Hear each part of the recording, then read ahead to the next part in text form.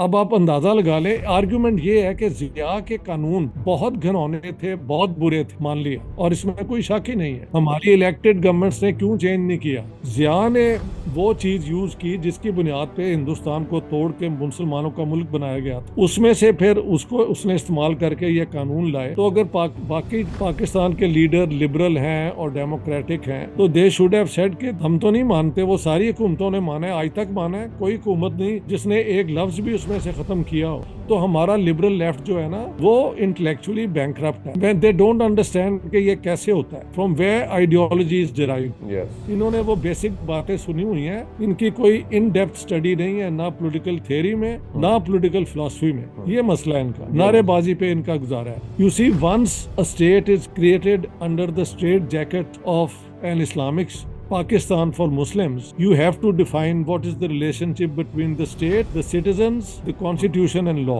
इससे आप बाहर निकल नहीं सकते। उसमें कोशिश इन्होंने की थोड़ा सा लिबरल, 56 कॉन्स्टिट्यूशन खासी लिबरल है वैसे, लेकिन हुआ ये कि वो तो इम्प्लीमेंट नहीं हुई। उसके बाद अयूब खान की कॉन्स्टिट्यूशन भी लिबरल ही है basically, although it is a presidential system. बल्कि अयूब खान ने तो मुस्लिम फैमिली लॉज लेके आए जो आज तक जिया ने नहीं रिमूव कर सके। पाकिस्तान की तारीख के मोड़, अगर वो मोड़ ना मुड़ते तो तारीख कुछ और होती। वो मोड़ जिन्होंने पाकिस्तान के मुस्तकबिल का फैसला किया, एक गहरी तहकीक, एक तफसीली तज्जिया। पाकिस्तान को समझने के लिए देखिए टॉकिंग पॉलिटिक्स के खुसूसी एपिसोड्स डॉक्टर इश्तियाक अहमद के साथ।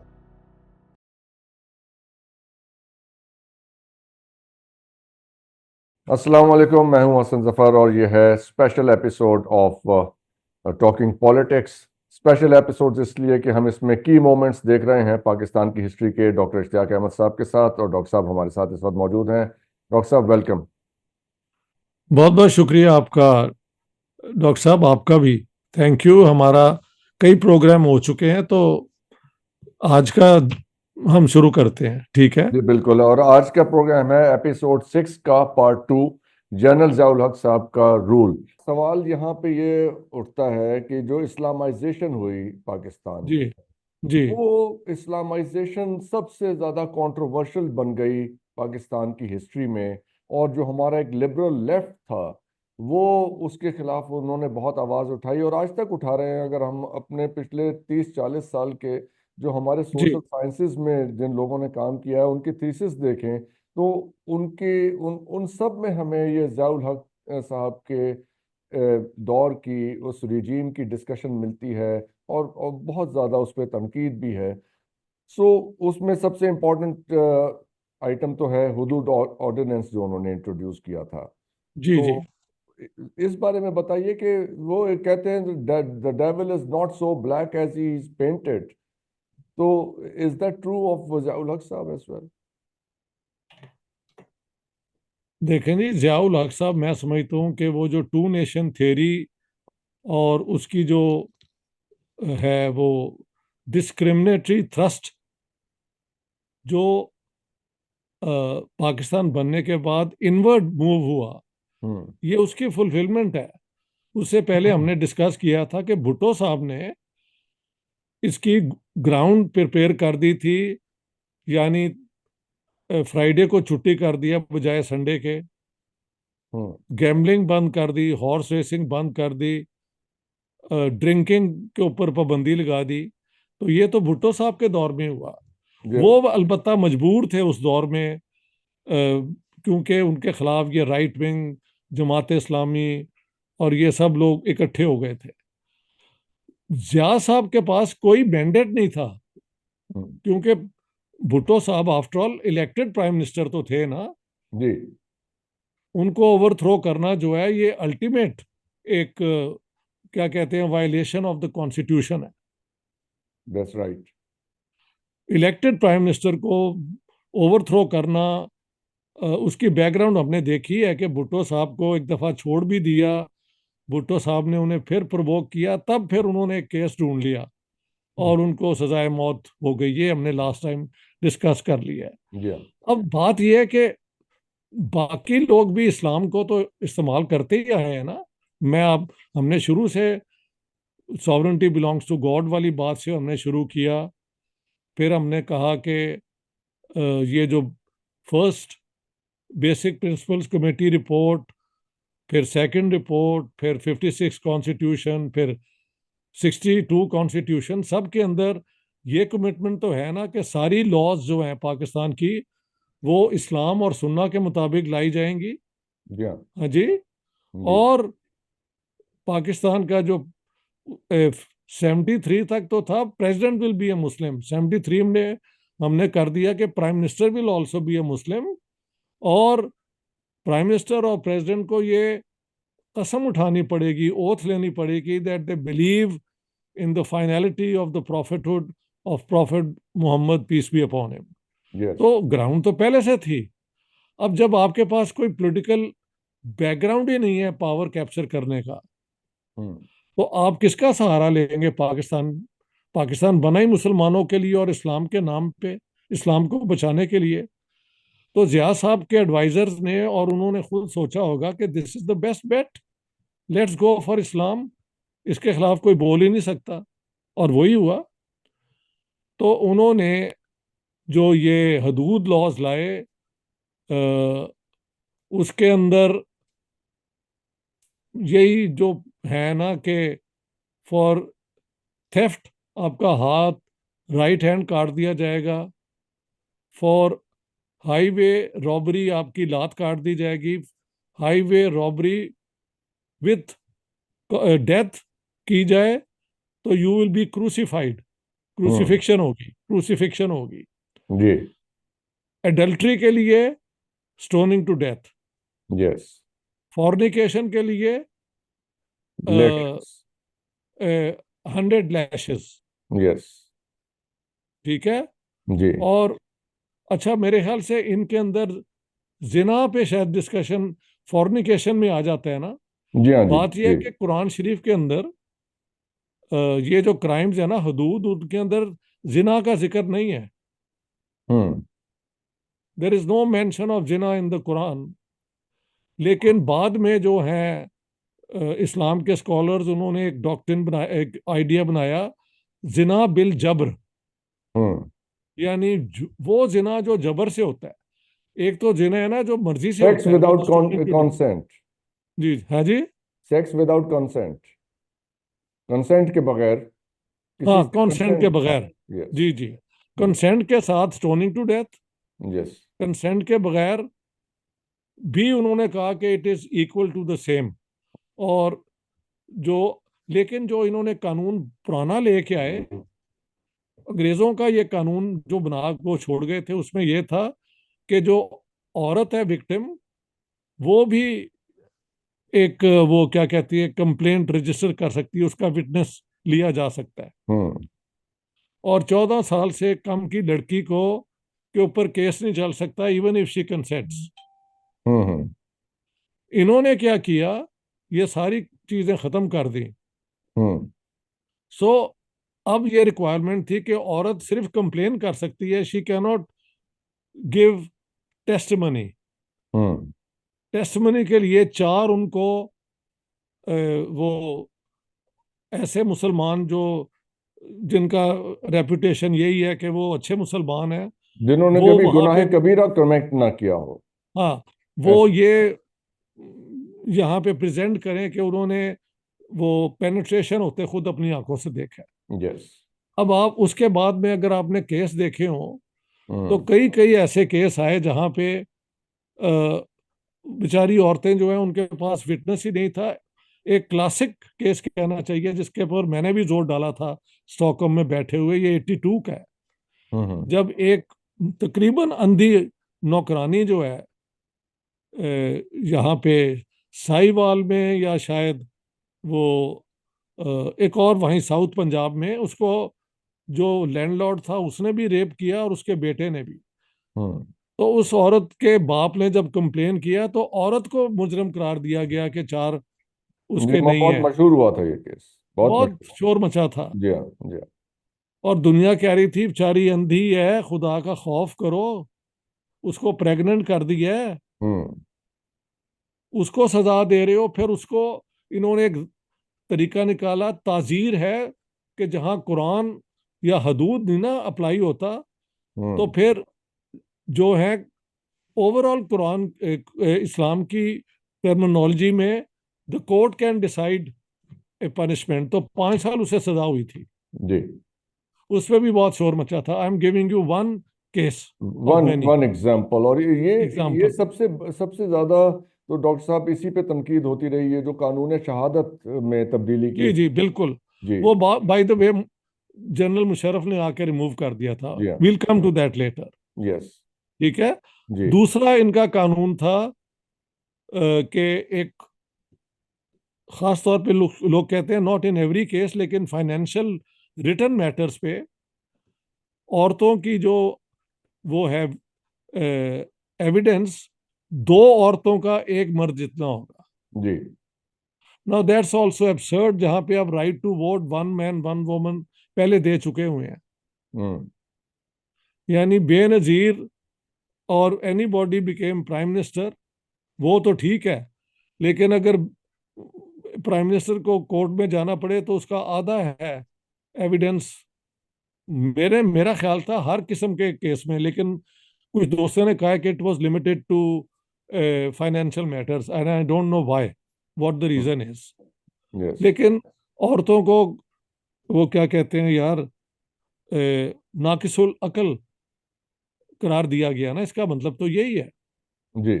तो इसी के ऊपर बहुत ज्यादा फिर यहाँ पे पाकिस्तान में हाँ, बहस भी और होती फिर रही।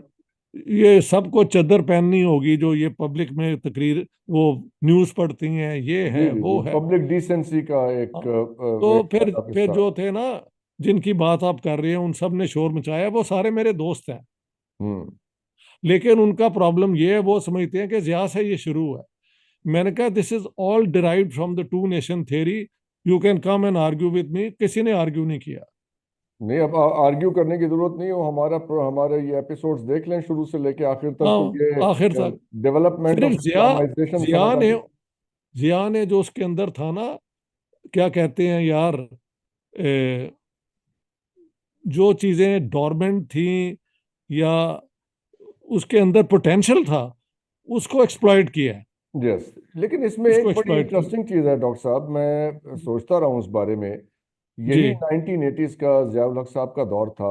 लाहौर जी के और पिंडी के और कराची के सिनेमास में, वो सिनेमास हम सबको पता थे उस दौर में, वहाँ पे पोर्नोग्राफिक मटेरियल पब्लिक में चलता था।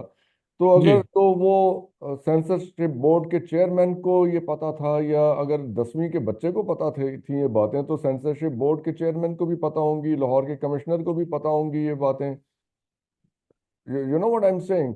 तो आई डू अंडरस्टैंड। अगर वो मुझे सब कुछ हो रहा था, जी और अब उस जमाने में क्या हुआ था कि ये अल्कोहल तो बैंड थी, लेकिन ब्लैक में हर जगह मिलती थी। आज आज भी पाकिस्तान के कोने कोने में कहाँ पे ये चीज़ें अवेलेबल नहीं है, तो उनकी जी सिर्फ प्राइस ज़्यादा हो गई थी, because they were difficult to acquire. तो that's correct. Nothing that's correct. Actually in reality actually भी ऑल बन गई दिस थी। Was done by Zia to shut up all criticism, hmm. कि मेरे पे तनकीद नहीं हो सकती, मैं इस्लाम और कुरान के मुताबिक पाकिस्तान में ये सारी चीजें ला रहा हूँ, तो आप कहाँ बोल सकते हैं। जी बिल्कुल नहीं इसी बोल तरह सकते। ये ब्lasphemy लॉ ले आए यस। 1982 में। यस। वो ब्lasphemy लॉ जो है, बाय द वे, जिया के दौर में उसमें पनिशमेंट थी कैपिटल पनिशमेंट और लाइफ इम्प्रिजनमेंट। हम्म। जब नवाज शरीफ साहब की हुकूमत आई, तो तब ये 91 में हम्म। ये जो था ना, लाइफ इन प्रिजन, वो इम्प्रिजनमेंट खत्म हो गई, कैपिटल पनिशमेंट रह गई। हम्म। लेकिन इम्प्लीमेंट ये बेनजीर के दौर में हुई। हम्म। अब अब आप अंदाजा लगा लें, आर्गुमेंट ये है कि जिया के कानून बहुत घिनौने थे, बहुत बुरे थे, मान लिया, और इसमें कोई शक ही नहीं है। यस। हमारी इलेक्टेड गवर्नमेंट्स ने क्यों चेंज नहीं किया? Why has not a single, ये सबसे बड़ा इंपॉर्टेंट क्वेश्चन है। ये इसका सवाल मतलब है कि वो जो ये सवाल है। वो जो फोर्सेस थी, जो जी इनको इनको वजूद में लाने के लिए इंस्ट्रूमेंटल थी ऐसे कवानीन को, वो फोर्सेस फिर हमारी पॉलिटिकल गवर्नमेंट का भी हिस्सा बनती रही ना। और ये नहीं, बात एक और भी है, जिया ने वो चीज यूज की जिसकी बुनियाद पे हिंदुस्तान को तोड़ के मुसलमानों का मुल्क बनाया गया था। हम्म। उसमें से फिर उसको उसने इस्तेमाल करके ये कानून लाए। तो अगर बाकी पाकिस्तान के लीडर लिबरल हैं और डेमोक्रेटिक हैं, तो हम्म। दे शुड हैव सेड कि हम तो नहीं मानते, वो सारी हुकूमतों ने माना है, आज तक माना है, कोई हुकूमत नहीं जिसने एक लफ्ज भी उसमें से खत्म किया हो। तो हम्म। हमारा लिबरल लेफ्ट जो है ना, वो इंटेलेक्चुअली बैंकरप्ट है। when they don't understand कि ये कैसे होता है, from where ideology is derived। Yes. इन्होंने वो बेसिक बातें सुनी हुई हैं, इनकी कोई इन डेप्थ स्टडी नहीं है, ना पॉलिटिकल थ्योरी में, ना हम्म। पॉलिटिकल फिलॉसफी में। हम्म। ये मसला है इनका, ये मत नारेबाजी पे इनका गुजारा है। यहाँ पे एक सर बहुत इम्पोर्टेंट एक सवाल जहन में आता है। वो जी। ये कि हमने देखा है 1949 से आगे तक हम देखते आ रहे हैं सारी डेवलपमेंट्स, और बहुत माइन्यूटली आपने वो सारी चीज़ें हमारे सामने रखी हैं। ऑब्जेक्टिव रेजोल्यूशन जब आई और उसके जी। बाद से ये ज़ियाउल हक साहब के दौर में जो कवानीन बने, तो अभी आपने कहा कि उसको इन्होंने जस्टिफाई करने के लिए ये यहाँ पे जब when the nation or the state was created on the basis of two nation theory, हाँ, तो एंड उसके इन द बाद name of Islam, and in the in the name name of of Islam. Islam agreed, that's all right, उसे हमने कर लिया, तो उसके बाद इसे जस्टिफाई करने की क्या जरूरत थी? Why did they have to engage in a constant exercise of justification, providing justifications? 1958 में अयूब खान साहब ने आइडियोलॉजी ऑफ पाकिस्तान क्रिएट की, जस्टिस जावेद इकबाल ने वो किताब लिखी है, आपने भी देखी, हमने भी देखी है। उसके बाद फिर आगे ये होता चला गया, फिर we have history spread in. Because ये आपको भी थोड़ा, let me try to explain. You see, once a state is created under the straight jacket of an Islamic Pakistan for Muslims, you have to define what is the relationship between the state, the citizens, the constitution and law. इसके इससे आप बाहर निकल नहीं सकते। तो उसमें कोशिश इन्होंने की, थोड़ा हम्म। सा लिबरल, 56 कॉन्स्टिट्यूशन खासी लिबरल है वैसे, हम्म। लेकिन हुआ ये कि वो तो इम्प्लीमेंट नहीं हुई। उसके बाद अयूब खान की कॉन्स्टिट्यूशन भी लिबरल ही है basically, hmm. Although it is a presidential system. बल्कि अयूब खान ने तो मुस्लिम फैमिली लॉज लेके आए जो आज तक जिया ने नहीं रिमूव कर सके। जी। जिया अगर चाहता तो उसको खत्म कर देता ना। ये तो मौलवी सब कहते हैं कि एज लिमिट नहीं होनी चाहिए शादी की, हम्म। उसने इंक्लूड की। वो ये उसमें था कि ये तलाक तलाक तलाक खत्म करके, उन्होंने खत्म नहीं किया तो उन्होंने कहा कि हर दफा तलाक करो तो बेसिक वार्ड जो है ना, बेसिक डेमोक्रेसी वार्ड में ये केस जाएगा और उसमें ये आर्बिट्रेशन होगी ताकि पब्लिक में ये हो, छुप के ना हो। ठीक है। तो जिया साहब ने क्यों रिमूव नहीं किया? बिकॉज वो लोगों के अंदर इतनी ज्यादा डीप है, हर एक के घर घर में बेटी लड़की बहन है, कौन चाहता है कि उसको निकाल दिया बिल्कुल जाए? बिल्कुल सर, बिल्कुल ये तो ऐसा नहीं हो सकता। That's right. तो सो ये जिया आपकी और नो, जिया और no Zia, within the Islamic framework कुछ प्रोग्रेसिव बातें भी की गई जिस पे मौलवी उनके खिलाफ भी हुए, जी, अयूब खान के, but stood is ground. That's right. और हाँ, उसके निकालने में फिर ये सारे मौलवी इंक्लूडेड थे ना, अयूब के निकालने में। जी इन्होंने हाँ जी, बदला तो बिल्कुल लिया थे। उससे, बदला लिया है। यस। तो फिर 1973 का कॉन्स्टिट्यूशन, ये फिर उसकी कॉन्टिन्यूटी है ना, जो जिया साहब के दौर में आई है और जो भुट्टो साहब के, क्योंकि नहीं, भुट्टो साहब ने नहीं, जो ये this this is laying the grounds for Zia, the 73 constitution, it's before Zia ना। जी हाँ जी, बिल्कुल इसके अंदर ज्यादा इस्लामिक फीचर्स आ गए। ज्यादा इस्लामिक फीचर्स आ गए। हाँ, कि president and prime minister both will have to be Muslims, one, and hmm. both will have to take the oath that they believe in the finality of Prophet Muhammad's prophethood, peace be upon him. Yes. इससे पहले ये कोई कानून नहीं था। ये सारी ये ग्राउंड ये भी इस्लामिक स्टेट ये भी की, भुट्टो साहब ने किया था। ये तो भुट्टो ये साहब के सारी दौर में चीजें हुआ है। देखिए जी। डॉक्टर साहब, ये इसमें इंपॉर्टेंट चीज ये है फिर हमारे लिए कि लिबरल लेफ्ट तो चले, उन्होंने तो they took a position against these laws, लेकिन जनरल पब्लिक ऑफ पाकिस्तान वो तो रिसेप्टिव थी, इसका मतलब है, क्योंकि कोई इसके खिलाफ एक पब्लिक मूवमेंट तो नहीं आई, हाँ, नहीं हुई, सारी कभी पब्लिक मूवमेंट इस्लामाइजेशन नहीं के हुई, खिलाफ। हम्म, क्योंकि लोगों का कल्चर बहुत ब्रूटलाइज्ड है। हम्म, देखिए, मुझे दो तीन खबरें हैं कि जो एक दो ये ट्रेन के क्रैशेस हुए हैं ना, तो जी, बजाय के इधर इर्द गिर्द के लोग जाके मदद करें, लोगों ने जाके लूटा है वहां पे। यस, जी, तो जी, आप खुद देखें, ये ब्रूटलाइजेशन तो पहले से ही है। जी हाँ, इसी तरह 47 में जब हम्म, इनको खुली छुट्टी दी गई, तो बेचारे कोई स्कूल टीचर है, कोई दुकानदार है, हिंदू सिख, उनको लूटने का काम इन्होंने शुरू किया। तो हम्म। वो वही है ना, ब्रूटलाइजेशन। ब्रूटलाइजेशन तो इसमें ट्राइबल सिस्टम जो है हमारा, आपने कल्चर ट्राइबल, की बात की कि वो कल्चर सारा वाज कुछ है रिसेप्टिव फॉर दिस, तो इसका मतलब है ट्राइबल रिसेप्टिव। सिस्टम जो था, because what became Pakistan was predominantly a tribal society जी, ये कंपेयर टू आपको रेस्ट ऑफ पता द है इंडिया। जी, when the English came to the इधर पंजाब, तो उस जमाने में एक यहाँ पे पंजाब के अंदर एक प्रैक्टिस थी कि लड़कियों को लोग मार देते थे। हम्म, तो फिर जो ब्रिटिश उस जमाने का था ना, लेफ्टिनेंट जनरल, लेफ्टिनेंट गवर्नर, या उससे पहले एडमिनिस्ट्रेटर था, उसने कई लोगों को हैंग किया। Then that practice came to an end. Hmm. तो इस किस्म की हरकतें बड़ी पुरानी हैं, बड़ी बल्कि पुरानी है, अभी तक। And we uh, don't know when all this thing changed. इसलिए कि जी मैंने जी कुछ हिस्ट्री के राजा पोरस के हवाले से मैं पढ़ रहा था, ही वाज फ्रॉम जेलम, जी। जेलम और तनाब के दरमियान। तो उन राजा पोरस का तो एक डिफरेंस था विद सेंट्रल इंडिया, क्योंकि वहाँ सेंट्रल इंडिया में सती की रस्म थी, लेकिन राजा पोरस के इलाके में जो उनकी किंगडम थी, वहाँ वो सती को नहीं प्रैक्टिस करते थे, और यहाँ तो बहुत it was a liberal culture how nice, उसके हाउ दौर में। नाइस, अब हाउ ये नाइस। देखें, ये देखना इंपॉर्टेंट है कि वो लिबरल कल्चर जो कि इस धरती का था, वो कब चेंज होके ऐसा हो गया कि औरतों के ऊपर इस किस्म के जुल्म हुए कि उन्हें लड़कियों को मारा जाता था और ये होता था।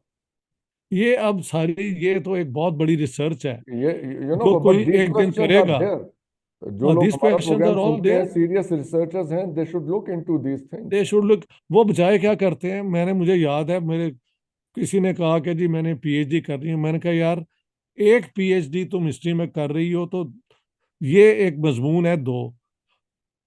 पूरी आर्गुमेंट के उर्दू क्यों पंजाब में लाई जाए, इस पे एक थीसिस हो सकता है। हम्म, दूसरा थीसिस जो कहा जाता है कि रंजीत सिंह के दौर में लिटरेसी जीरो हो गई थी, उस पे thesis. Hmm, what did she choose, something like कि उस जमाने में नुस्खे जो होते हैं ना, वो कैसे होते थे, ये वो। तो हम्म। लोग जाके सिविल सेक्रेटेरिएट से बैठ के डॉक्यूमेंट्स लेके रिसर्च ही नहीं करना चाहते। They want to do it easy. Yes, वो प्राइमरी सोर्सेज को नहीं टच करते। कोई कोई बेसिक जो है ना, एक खोजी जिसे कहते हैं, जो रिसर्चर जो होता है, जी हाँ, इज मैड। मैंने पता नहीं कितनी अपनी तनख्वाह के हिस्से इन इन पे खर्च कर दिए। I know that, I know I know, हाँ। That, yes. हाँ, आप तो मुझे ब्रिटिश लाइब्रेरी भी गए, वहां से आपने जब ये सारा कुछ जिन्ना किया। साहब वाली एंड किताब आई लिख रहे हाँ, थे। And I had only grant for 3 year, जो खत्म हो गई बाद में, सारा कुछ खुद करना पड़ा। Hmm, hmm. But that's how you produce research which people look up to. Exactly, तो एग्जैक्टली। आपके उस जमाने में हकीमों के नुस्खे क्या होते थे, इस पर रिसर्च शुरू कर दें, तो ये कौन सी कंट्रीब्यूशन है। Yes, that's true, that's So true. there are these two subjects. Hmm, Anyone who wants to be a historian of Punjab has to really find out कि क्या पूरी आर्गुमेंट्स हैं British for bringing Urdu to Punjab, क्योंकि ये question खत्म हो जाना चाहिए। What are the arguments. Hmm. ये कभी ये हो जाता है, कभी वो हो जाता है, कभी conspiracy theory. Second, did really Ranjit Ranjit Singh के दौर में 100% लिटरेसी थी या नहीं। Go and look into the evidence. मगर yes, nobody is going to do it. Nobody is going to do it, और यही ज़ियाउल हक दैट्स साहब इट। के दौर के साथ हुआ है। हमने बहुत सी रिसर्चेस देखी हैं, इवन फाइन आर्ट में, सोशल साइंसेस में, हर जगह पे उसमें it is a one sided perspective of the I know. This नहीं, there is 11 no years. Research Yes, and it's Pakistan just में। bashing. नोबडी हाँ is looking deep into it कि ये सवाल कोई नहीं उठाता कि ये हाँ हमारी पब्लिक क्यों इतनी रिसेप्टिव थी, अपार्ट फ्रॉम अ हाँ जी हैंडफुल ऑफ बिल्कुल। द जो लेफ्टिस्ट थे, बाकी तो people were okay with it. Of course, यानी आप लोगों को भूखा मांगे मारे, उनको पुलिस में ले जाके जूतियां मारे बजाय वो जस्टिस दें, तो वो तो जहां देखेंगे कि स्टेट का कंट्रोल लूज हो गया वो उसका फायदा उठाएंगे। जी हाँ, जी हाँ। और अगर स्टेट ही उनको इनकरेज करे कि ब्लास्फेमी है करने वालों को, तुम ये कर दो वो कर दो, तो वो तो फिर करते हैं। इसमें एक और फैक्टर भी हो सकता है डॉक्टर साहब। जी हमें ये भी देखना है कि भुट्टो साहब के दौर में जब नेशनलाइजेशन हुई, जिसको आपने बहुत एक्सटेंसिवली डिस्कस किया, जी नेशनलाइजेशन ऑफ ये इंडस्ट्रीज एट्सेट्रा, तो उस वक्त पाकिस्तान का जो जीडीपी ग्रोथ रेट था वो 2 पॉइंट समथिंग से ऊपर नहीं गया, और ज़ियाउल हक साहब के दौर में आके it went beyond 6% annual growth rate हो गया। और सरकारी मुलाजमों की तनख्वाहें भी 1982 में डबल कर दी गई। तो प्रॉस्पेरिटी का भी एक एलिमेंट है ना, जब लोग वो अच्छा खा पी रहे हैं तो they don't raise questions about these things. अच्छा, एक मेरी वहां पे अलबत्ता पोजीशन है, not as an economist but as a political scientist. जी, जिया के दौर में पहले तो उनको अमेरिका ने बिल्कुल दबा के रख दिया था ना, जी हाँ, because he had overthrown an elected prime minister, ठीक है। Yes, So, you know, he was isolated. The American had cut off most of the aid, and hmm, they feared that Pakistan was on the way to get its own nuclear weapon. ठीक है। Yes, लेकिन जब हमने Afghan जहाद join किया तो तब American dollars pump किए गए पाकिस्तानी इकोनॉमी में। या दैट टू। कितनी ज्या की अपनी इकोनॉमी ने प्रोड्यूस की ये वेल्थ और कितना एक्सटर्नल इनपुट है, ये एक इकोनॉमिस्ट ही बता सकता है। I can't. ट्रू, ट्रू, तो पे इसका मतलब है कि ये मल्टी फेसेटेड है। ये इसमें मल्टी फैसेटेड है, मल्टी फैसेटेड। इसमें मुख्तलिफ लोगों को कंट्रीब्यूट करना चाहिए इन डेवलपिंग अ गुड हाँ, अंडरस्टैंडिंग ऑफ दिस। बजाय जो ये फजूल रिसर्च करते रहते हैं ना, जो हमारे ये लोग हैं, जी, उनके पास कोई असल में वो है ही नहीं अपना एक जज्बा के हम we should go to the depth फिर वो शैलो टू द रह जाती है निटी। चीज, और you are just discussing the obvious, you are not looking at हाँ हाँ, थिंग्स डीप दया डाउन। बैशिंग शुरू कर दो, बड़ा हाँ, आसान है। उससे वो आसान है, लेकिन ये इसमें इंटरेस्टिंग चीज़ें ये हैं कि मिसेस थैचर जो उस वक्त प्राइम मिनिस्टर थी ब्रिटेन की, वो जी जियाउल हक साहब की सबसे बड़ी सपोर्टर थी जब अफगान हाँ जहाज था। तो अब एक the iron lady, western woman जो कि लिबरल, जिसने इन्होंने बट लिबरलाइज किया, वो जियाउल हक साहब की विद ऑल हिज इस्लामाइजेशन वो उनको सपोर्ट कर रही थी। Because Zia was doing the dirty game the West wanted him to do, yes, तो बात खत्म हो जाती है। बात हु खत्म गिव्स हो अ जाती डैम। है। So things are not as simple as they look. नहीं नहीं, not at all, not. When we come to Afghan jihad I have a lot to tell you तो वो जब आएंगे। उससे फिर हम इसको आगे लेके चलेंगे इस डिस्कशन को विद अफगान जहाद, के अफगान जहाद ने इस्लामाइजेशन में क्या कंट्रीब्यूट किया, और that's was right. It Ziaul Haq's own choice to bring to introduce Islamization in this country, or was it linked to what was happening in our neighborhood? I think it sort of interdependent हैं दोनों चीजें। दोनों चीजें हैं। तो मेरा ख्याल है फिर आज की डिस्कशन को हम यहीं पे रोक लेते हैं। नेक्स्ट हम एपिसोड यहाँ में रोक अफगान लेते हैं, जहाद के ठीक है। हवाले से हम इस इस्लामाइजेशन को फर्दर एक्सप्लोर करेंगे। ठीक है। तो thank you very much for your time today doctor sahab. My player, my next week player. इसको आगे लेके चलते हैं। बहुत बहुत ठीक है। शुक्रिया आपका ज्वाइन बड़ी करने मेहर का और आप लोगों को बड़ी सुनने का। मेहरबानी, thanks a lot, thank you thank you so very much. Much. खुदा हाफिज। पाकिस्तान जिंदाबाद।